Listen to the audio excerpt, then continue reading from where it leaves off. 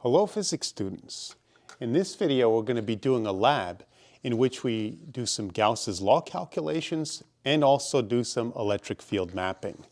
So at this point you don't have to print out these two sheets in the Google Stream of the lab because they're just the instructions, but you should have already printed out these four sheets which are all part of the data collection and analysis, because that's what you're going to be turning in photos of these sheets completed.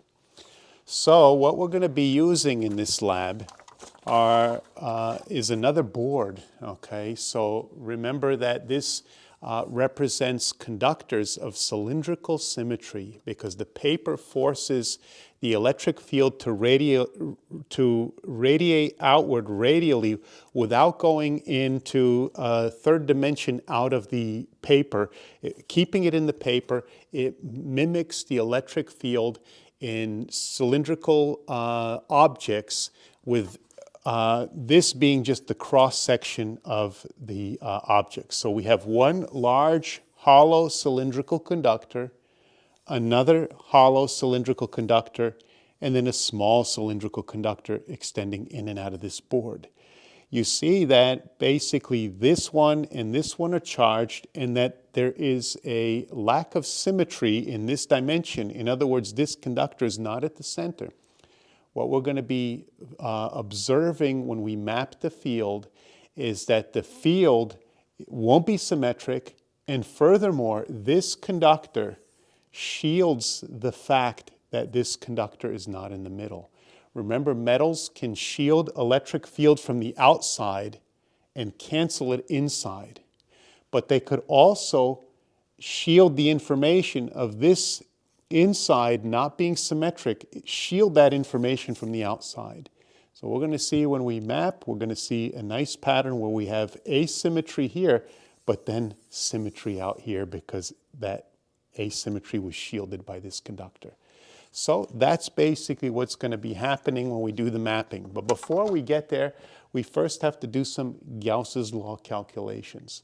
So let me move the camera to guide you through the data collection. So I have the wood board wired to the power supply over here, which you can't see in the screen here, and I've got the multimeter here ready to go. But before we begin with the mapping, what we're first going to do is do some analysis with Gauss's law. So here, step one, first we have to determine the dimensions of the conductors in this board. Basically what we're doing is measuring all the radii. So rather than read it in detail, I'll just show you what I'm measuring.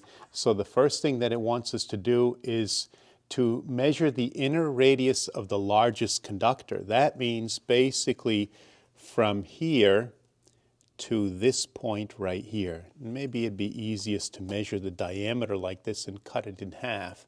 So that to me looks like we're at about 20.2 centimeters. It's a little hard to see because the camera's in the way, but 20.2 centimeters cut in half is 10.1 centimeter, which of course we need in physics in meters. So that's going to be the radius of the large conductor, 0.101 meters. Okay, so you could go ahead and write that because in this experiment we're all going to have the same data because of the nature of the mapping. It will not be convenient to make other data. The next radius we're going to need are actually the two radii, the inner and outer of this conductor. So again, I'm just going to use the approach of figuring out the diameter and cutting it in half. So the outer radius here, well, the diameter looks pretty close to 10 centimeters. So I'm going to call the radius then 5 centimeters. So that will go in right here. The outer radius of the medium conductor, 0.05 meters. I could put a zero maybe there just to more accurately show the precision of the measurement.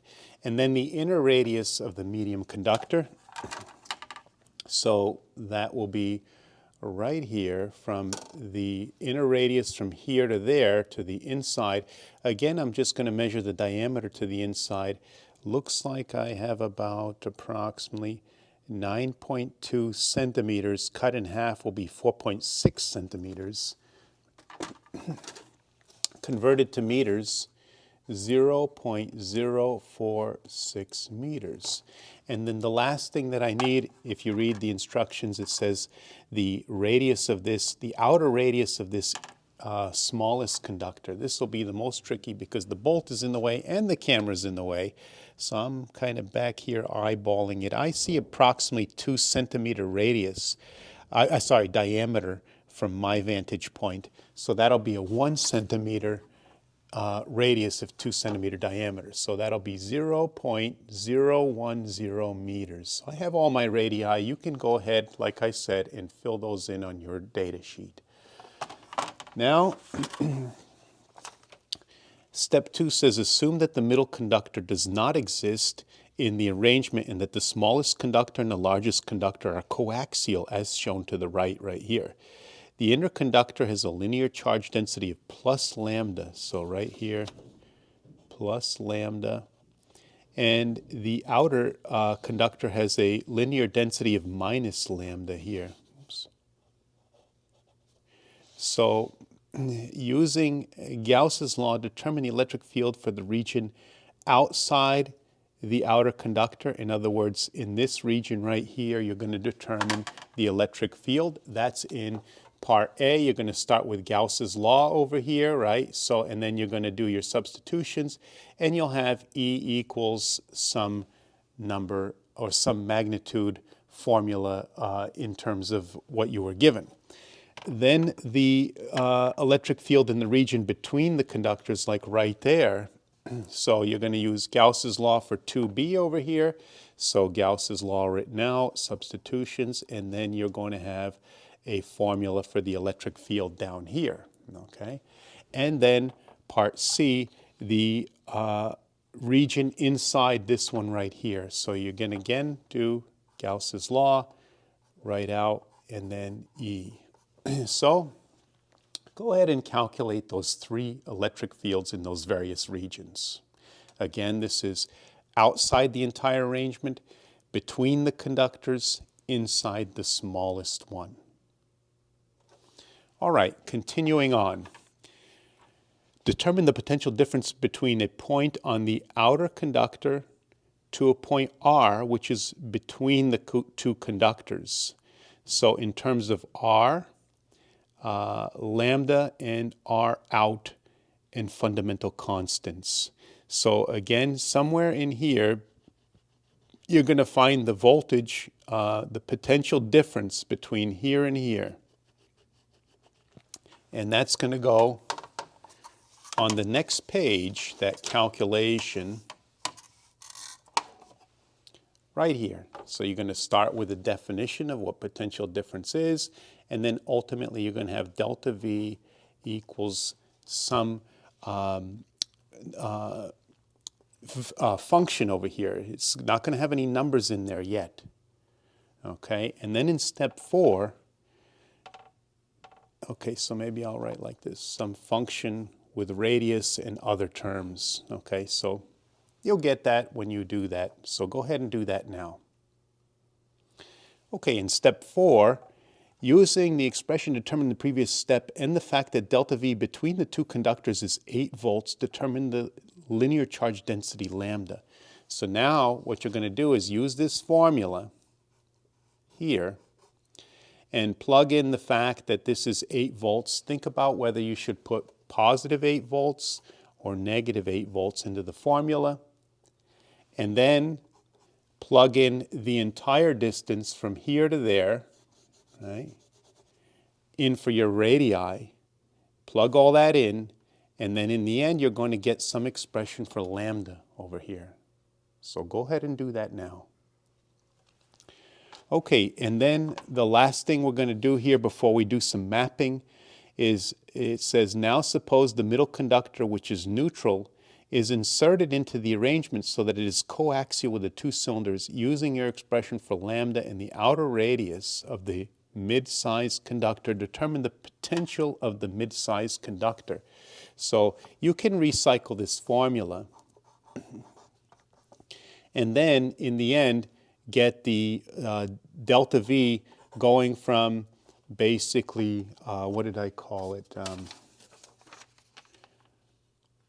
R large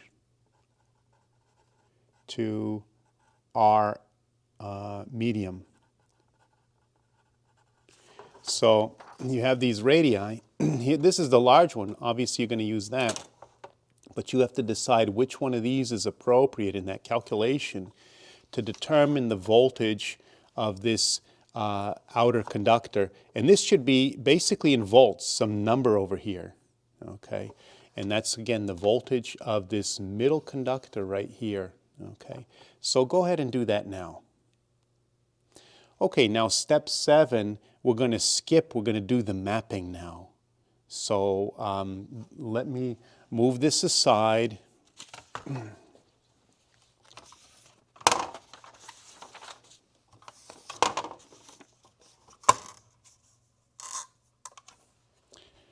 Move this aside. And actually, I want to get a red pen. Give me 1 second. I'll be right back.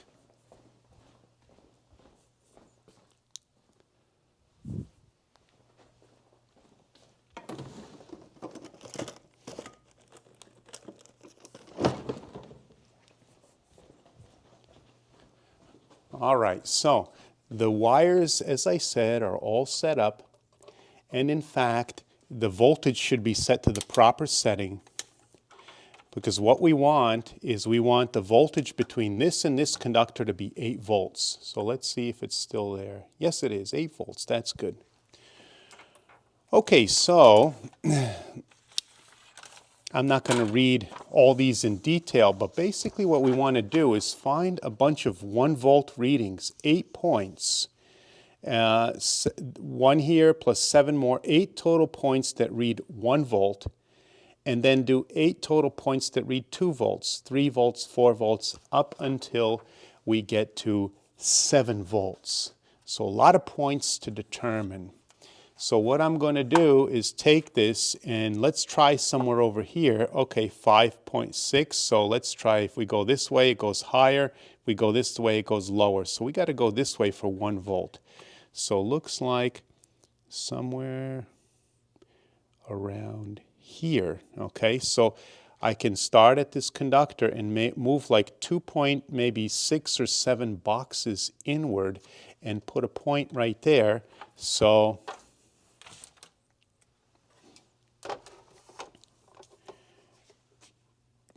2.7. Wasn't that 2.7? Let's see.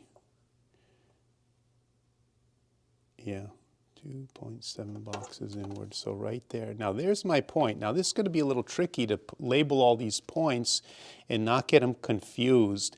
So if you remember in the last lab that I did when I was mapping, what I did is I use letters for the points. Like, for example, if a point belonged here and it was letter A, what I would do is put an A like this so that the circle of the A is circling that point.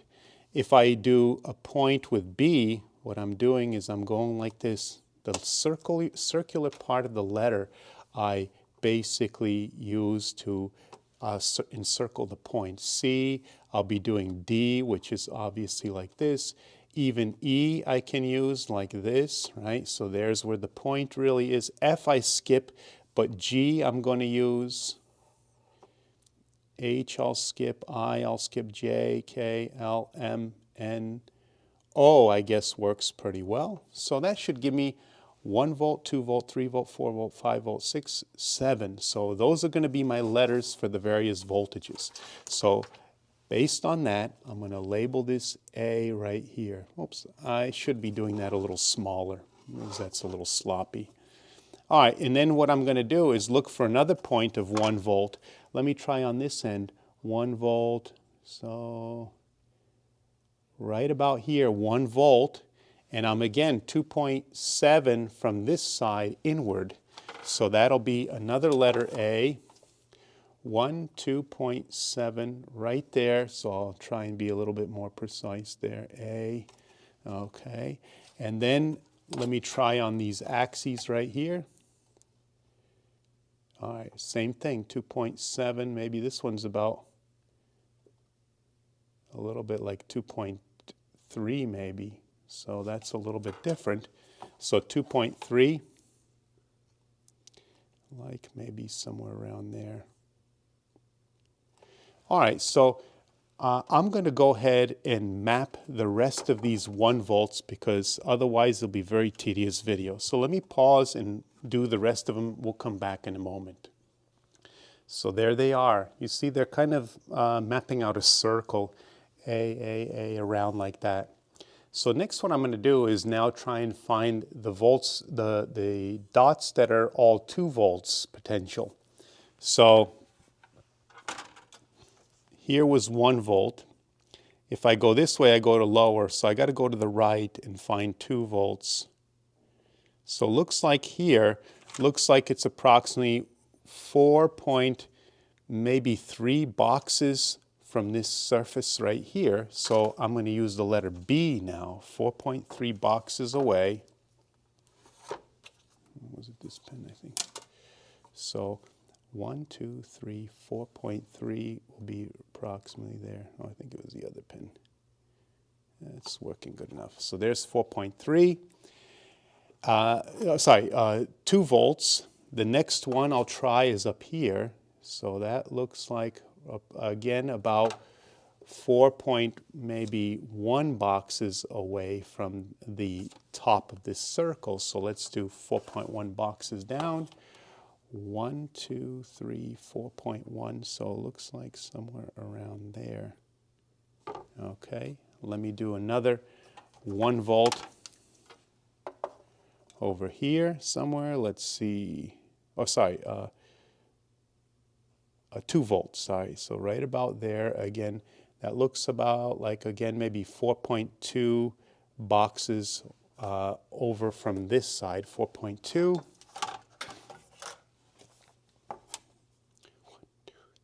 4.2. All right, so what I'm going to do is pause the video and fill in the rest of the 2 volt potentials with the letters B. So there they are, again tracing out what looks pretty much like a circle. Again, the actual point is in the circle of the letter B, okay? So next what I'm going to do is look for 3 volts. So I finished with 1, finished with 2. 2 was around here, so 3 volts, if I continue, is now within this conductor. And looks like I'm about 3 volts right there, and you could see from the origin, maybe I'm 3.2 boxes away, or maybe 3.3. Yeah, I guess it's maybe 3.3 over from this origin. So let me put the letter C there. So 3.3 would be approximately here. The letter C, again, the center of the point is of the letter is right at the point. So let's find another 3 volt. Let's try over here. So 6 going over here. So all right. So looks pretty close to the surface there. Maybe just like 0.2 of a box away from that conductor there. So pretty close. So right here I'm going to do a letter C like this, very close there. Let's find some on the axes here. So let's see. Or maybe we'll look for one here. 3. Okay, so looks like it's approximately 3 up and 3.2 up and maybe 1.7 over. 3.2 up and 1.7 over. I'll put a letter C approximately there. So what I'm going to do is pause the video and go ahead and map the rest of those letter C's. There they are. C, C, C, C, C, C, C. Okay. What I'm going to do is now look for the 4 volts, which will be the letter D. So 3 volts was somewhere around here, so 4 volts. Looks like we've got a point of 4 volts right around here, about 1.5 over, or maybe 1.4 over from the origin to the left. So let's put a dot there for 1.4 over, like right around there. We'll put the letter D encircling that point. So another place for D. Another 4 volts, maybe something over here. So 3 was very close there. If we go a little bit more here, we go about 4 right there. Looks like it's almost a little bit to the right of this mark over here. Maybe, yeah, a little bit just to the right of 1 over. So maybe like 1.1 over from this here. So D would be like somewhere around here. So I'm going to put the letter D around that. Something like that. And one more point together. Let's find D. Let's see, somewhere like maybe here. Oh, that's good, right there. So looks like we're about 2.2 or 2.3 up and maybe 0.3 over. So 2.3 up and 0.3 over right there for the letter D. All right, so I'm going to go ahead and find the rest of those points. Let me pause the video and find those points. So there they are. D's kind of like a circular shape going around here. That was the 4 volt. Next I'm going to go and find the 5 volts. So I'm obviously going to be over here, and I'm going to use the letter E for that. So let's find 5 volts. So, okay, looks like right around there, which is maybe 0.2 over from the origin. And so again, I'm going to use the letter E at this point, 0.2 over from the origin. So I want to have a point right here, so I'm going to circle the little loop part of the E. Will circle that area right there. So there is that point right there. And now let's find another 5 volt, maybe somewhere over here. Oh, too far, right about there. So looks like we are approximately 0.7 over, or maybe even 0.7 over from the conductor over here, moving 0.7 over. So there's 0.7 right around there. I'll put a little E with a loop covering that point. Let's find another E value.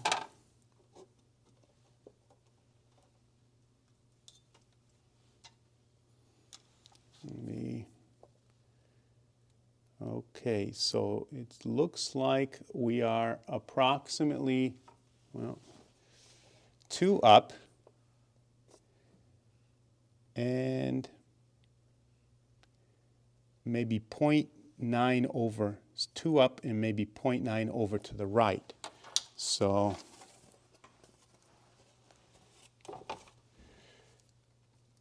two up, 0.9 over, somewhere around there. I'll loop the little E around that point. All right, so I found 3. Now I'm going to pause the camera and find the rest of the 5 points. So here they are, E, E, E, E, E, E, E, around like that. Another circular-like object, probably not a circle, but looks similar to one. So next we're going to find G, which if that was 5, we're going to look for 6. So 6 volts. Let's try here, 5, 6, looks like somewhere around here. Looks like it's about maybe 0.2 over to the right from the origin. 0.2 over, maybe something like this. the letter G. Okay, let's find one over here.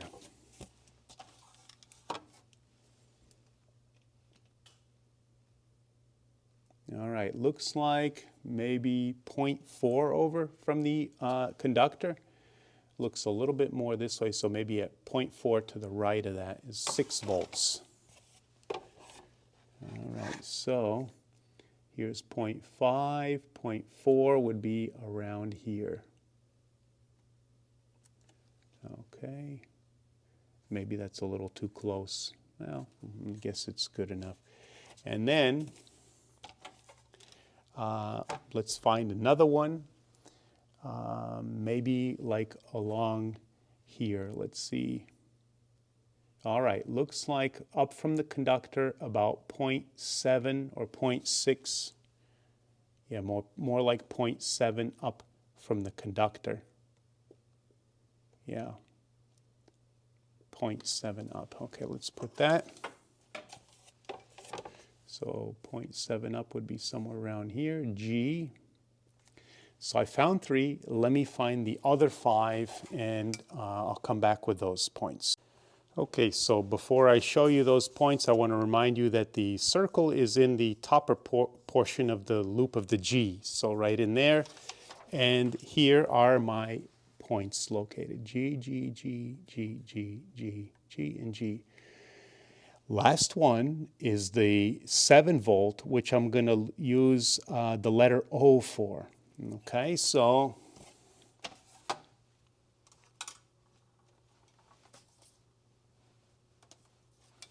seven volts, 6, 7 looks like right around there. So looks like maybe 0.3 away from this conductor to the left, I find the 7 volt reading. So 0.3 over. So here's 0.5, 0.3, maybe like somewhere around here. O. Okay, let me find one over here.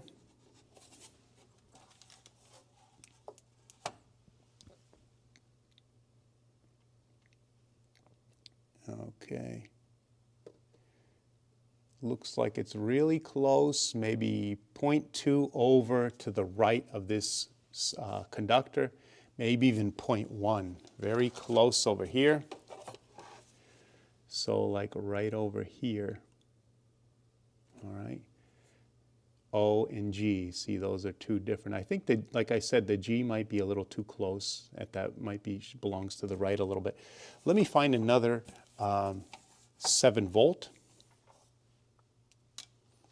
About up here, let's see. So up a little higher, and looks like, oh.